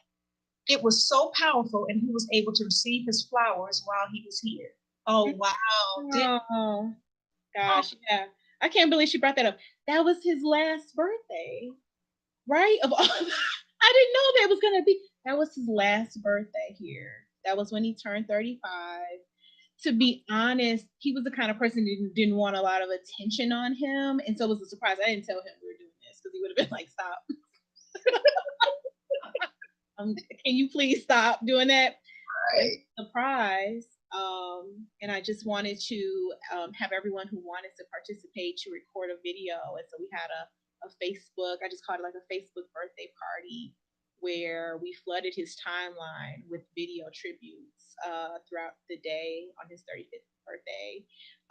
But he did enjoy it. He was so blessed by it. I mean, he was kind of shy in that way, but he was a little bit like, oh my God, but he enjoyed it.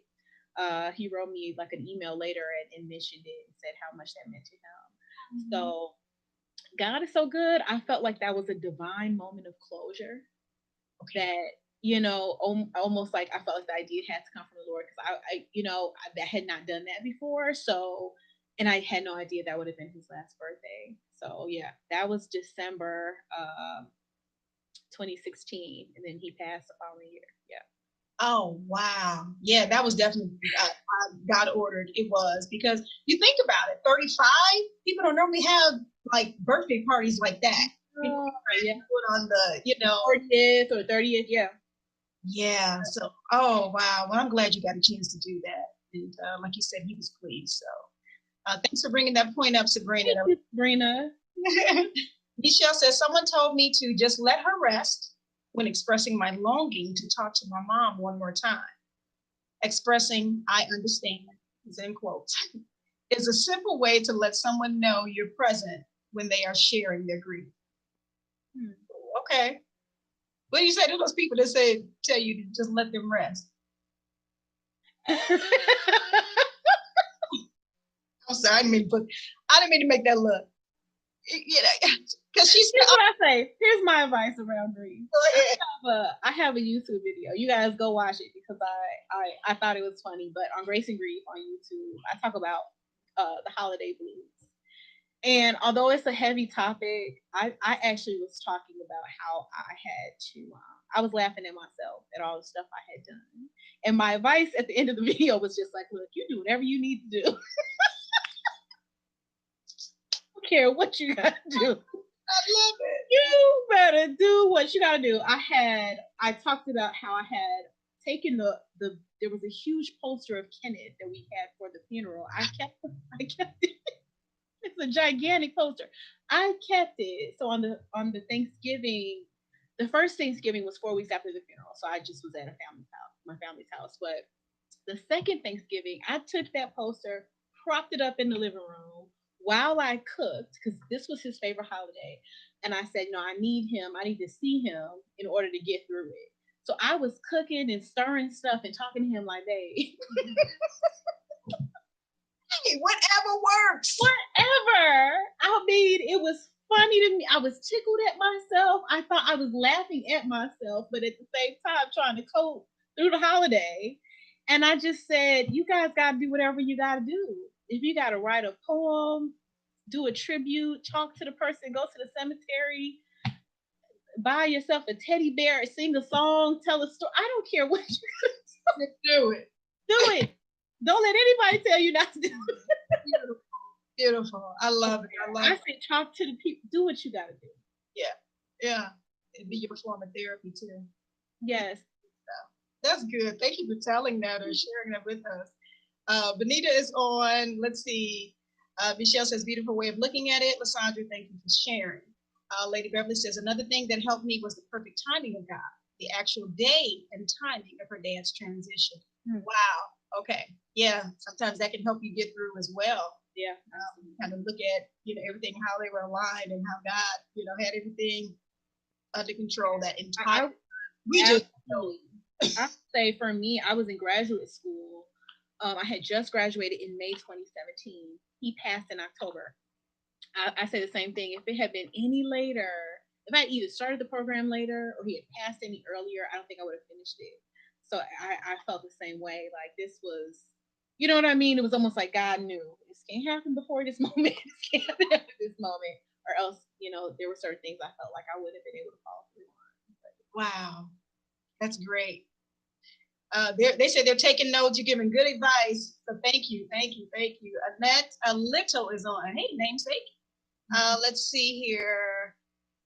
Nicola, hey, my friend. Thanks for joining and watching on today. I did place the website for Grace and Grief in the comment section, so you guys please make sure you go and check her out and support her.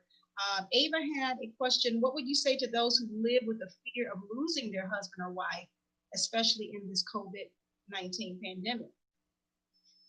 That's an interesting question, because that there are those who are having those thoughts. What would you say to those? I mean, I think that is normal. Again, like we've lost our sense of safety. We've lost our sense of security.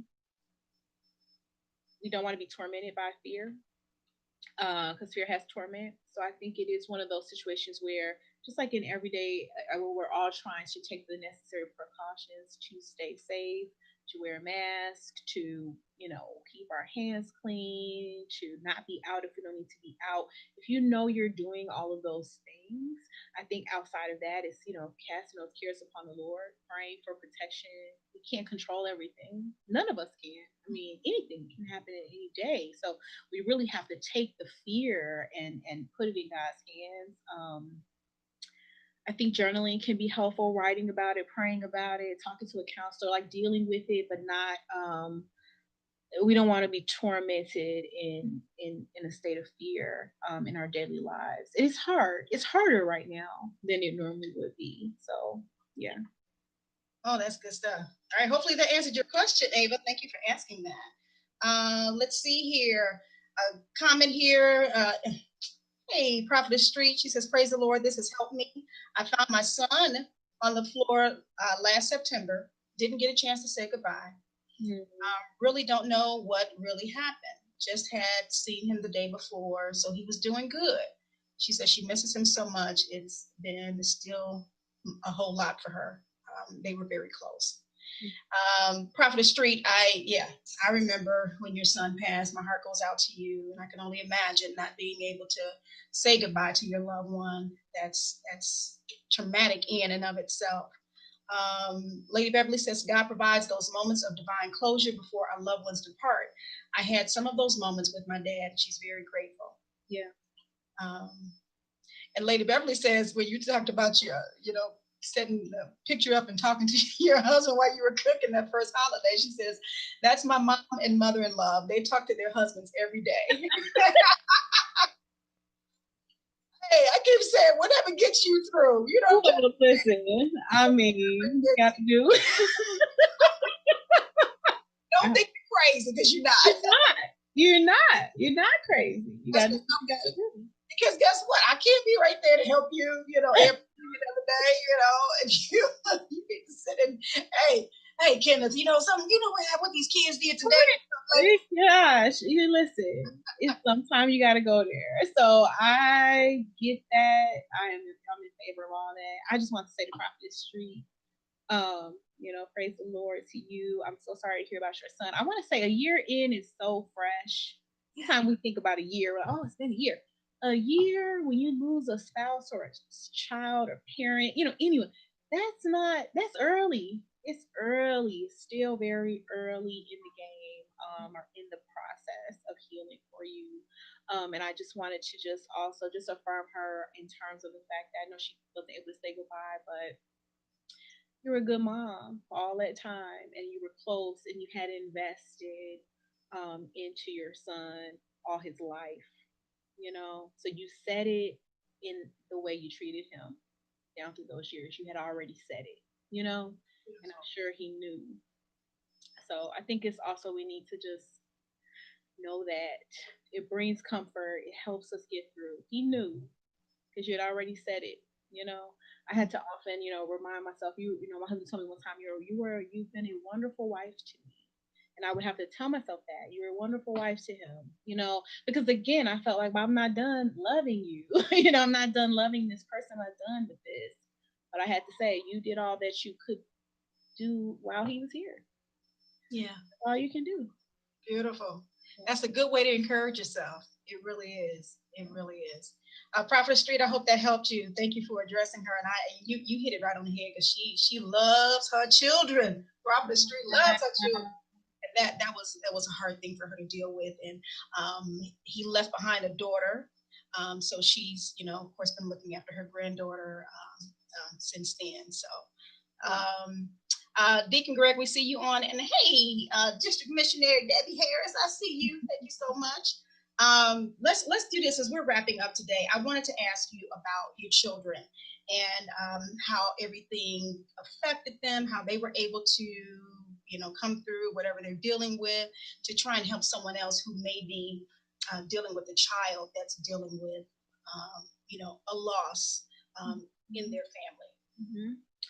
Sure. So I took the children to counseling right away, just like I started going right away. There's four of them, so we would have them either do two and two. They would get in a session with the counselor, two people at a time, or maybe a short time for each person to have their own, or maybe they would split the time, 30 minutes for one, 30 minutes for the other, and then the next week the other two would do the same. I think they found that helpful. The kids found that helpful. They really got along well with the counselor, although it really was a lot of it was just getting to know her and being comfortable because they're kids, so she had to establish a rapport. Some of it was play therapy. Some of it was her giving them language to describe certain emotions. So that was just to give them the tools to begin to learn how to talk about how they were feeling. So we did a lot of work around that. When I talk to the kids, they actually want to do some type of like live with me or some type of video with me. We haven't done it yet, but they talk about it. Because I told them people want to know how do you support your children after the loss of a parent, and so they said, "Well, we want to tell our side." So I probably will let them do that eventually. But what they told me was that it helped them to be able to just talk about it. Like we didn't brush it under the carpet. We didn't act like nothing happened. We would talk about my husband all the time, really. We would reference him. We still reference him often. Daily. I would say daily. He is integrated into our day. So maybe we're cooking dinner and then it's like he used to tell them, when you cook you are a slave to the stove, don't leave the kitchen and stop watching what you're cooking. So I may reiterate that if they're cooking and then they leave something that starts burning, I may say, well, what did daddy say?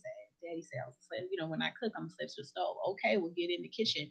So I incorporate his parenting, I integrate his humor.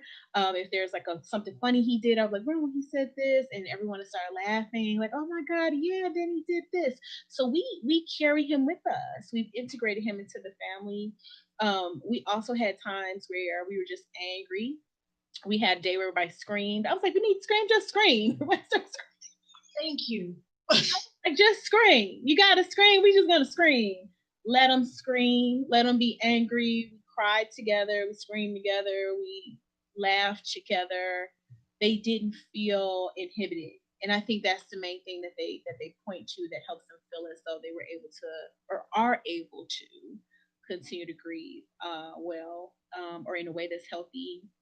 The other thing was they were supported. They felt supported by family and friends. So I thank God for those people that have continued to invest in them.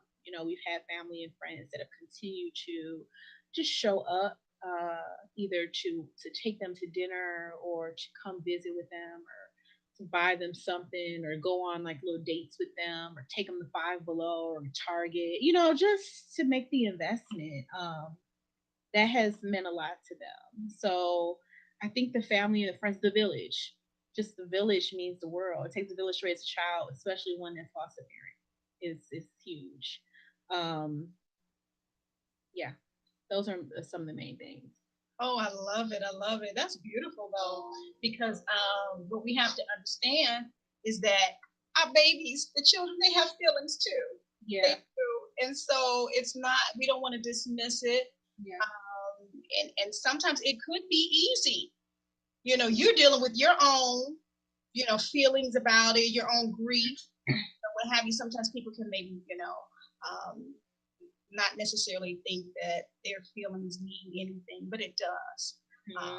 And sometimes their actions and reactions are a result of their feelings and how they felt about losing that loved one. And so you want to catch that before it gets out of hand, if you will. Mm-hmm. So you want to try and deal with the children. I don't want to say too that it's not something I'm expecting them to get over. I'm not expecting them to get over it. It's not like that. It's not what I'm anticipating. I'm anticipating that it will be an ongoing journey for them and myself in a different way. But I think that C16, graduated from high school, the day you get married, the day you have a baby, it's still going to be, I wish Daddy was here. So the end goal is not to get over it, but to be able to process it and to be able to what's the word I want to say, carry it in a way that is healthy, and that we can continue to grow. The whole premise of Grace and Grief is that the soul can grow through loss and that you can live a bold life after loss. So all the content that I create is to communicate that, to help people do that. Beautiful. And I'm telling you, please, guys, make sure you get to her website, because she's got a lot there that she can, that will help you. Like she said, there are some funny moments, some things she just dealt with reality, of things that you kind of feel, because sometimes you may not realize, oh, I may be feeling like this at this point or whatever. Is this normal or what have you? So she's dealing with a lot of that. And what a time for you to check out graceandgrief.com in 2020. She started this back, of course, when her husband passed. I know she didn't think, okay, in 2020, this pandemic is going to happen and, people are going to experience a lot of loss, if you will, but it's here for such a time as this. And I believe this that she has is for such a time as this. I'm going to read a couple more comments, and I'm going to play that spoken word that Elder Kevin McGee penned for us on today before we exit. Theodis, I see your question. Yes, I will get you information about a counselor. I have a plethora of them I can give to you. I got a few of them. Rita is on. Thank you for watching. Lady Beverly says, I remember my mother calling me to see how I was. I felt bad because I should have been calling her, but I didn't think I could because of how I was feeling. And that's another aspect of it, because you can lose yourself, if you will. You're so busy, like she's concerned about her mom from losing her husband, which is her dad, but then Lady Beverly got to see about herself too. That's right. And it was okay. The parent was trying to see about the child, so that was okay.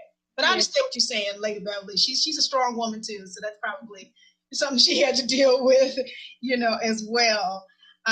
Let's see. Vanessa says, you are amazing, always have been, and now more than ever. Keep up God's work by being you.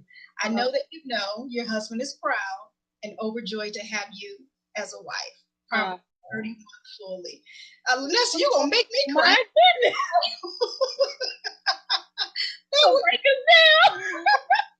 Yeah, oh my God. Vanessa, thank you so much. That was beautiful. Oh, thank you for you. Oh, goodness. See that it's good to have these good friends. I'm telling you, won't they bless you? My God. Bless you. through. My God. Hey, listen, Elder Kevin McGee has a show entitled Connections at Intellectual Radio.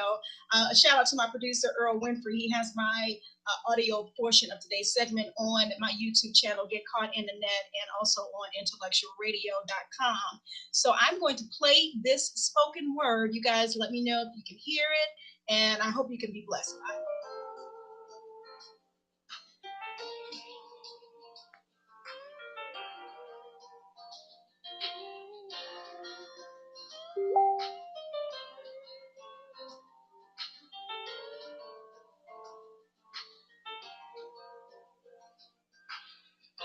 Grief tried it, but could not succeed, could not destroy what it did not create. Though you sought to dismantle her faith and destroy the heart of a queen, all you did was make her stronger.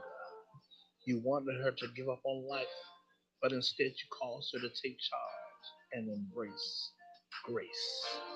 Healed from the inside out, the only visible sign is the smile that she now displays. However, not the smile of simple happiness that is usually displayed when something good happens to us, but her smile is one of joy, which is symbolic of her healing and her strength, and a slap in the face to the enemy that sought to tear her down. And did I mention the queen has a resiliency that can't be erased? Her eyes yet sparkle with the hope and expectation that grace will complete its work in her and her family. For her children serves as her crown, and she wears that crown well. So all hail the queen who is commanding each day of her life and doing her best to live her best. Because just like grace, she is amazing.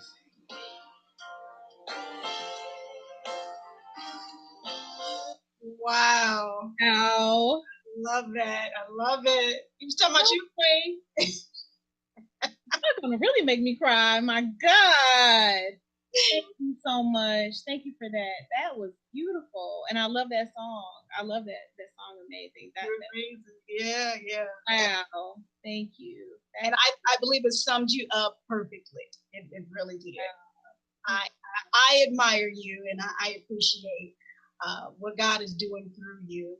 You are yet a blessing in the kingdom and beyond. So we thank God for you heeding to whatever the Lord has instructed you to do. I thank you for starting up Grace and Grief. The YouTube channel. You probably didn't think it was going to be like this, I'm sure. It did not. And thank you for all that you're doing. I just want to say I appreciate you. Obviously, you've been faithful and you stay on the wall, doing your part. So I just want to tell you I appreciate you. Thank you for having me and asking me back. This has blessed me. This honestly has really blessed me today. Beautiful, beautiful. Well, as always, you did a wonderful job. Everyone's enjoying you. I think they're enjoying that spoken word as well. Uh-oh, Sabrina says, I hear, arise, queen. Uh-oh, watch out now. Wait a minute. Watch out. I saw that comment. I'm like, ooh-wee. I receive it. Arise. I love it. Yes. Oh, my God. God is so good. Is so faithful, and I'm so glad to know him. I really am. Carolyn says, I'm at work, can't comment like I want, but this has been a very good session. Keep up the good work. Praise God. Glad you're able to join in. Lady Beverly says, thank you so much for your testimony on grief and loss. Blessings to you and your children. Thank you. Wonderful, wonderful. Yeah, they're all enjoying it. So yeah, this is great. I have enjoyed myself, and I'm glad that, like you said, you enjoyed it. So I'm glad you enjoyed this time. And thank you again for coming on again to Mind, Body, and Soul, to coming on and get caught in the net. I appreciate it. This is not going to be your last time. I did this last time. We had a good time last time. We did. I said it. I'm saying it again. Yeah. I appreciate it. You're welcome, Tamara. I'm glad you guys were able to join. And then I hope, let me go back to my watch part real quick before I get out of here, making sure there's nothing else there. Lisandra, you're our blessing. I will reshare this broadcast. Thank you. That's from Ava Perkins. So Ava, thank you so much for being over there on the watch party. Guys, I'm going to get out of here. I'm going to let Lisandra get back to her work and whatever else she has to do, tend to her beautiful children. I pray for them. I pray for you as well. I bid you Godspeed in all that you go to say and do. And make sure you arise, Queen. Make sure you arise. Rise on up. Keep doing what God has you to do. Woo! You will be blessed because we are blessed.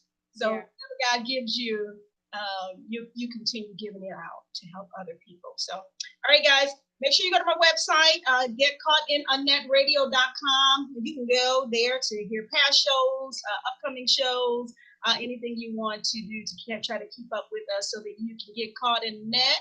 I don't want you to miss out on anything. And until next time, come on, soar. And get caught in a net.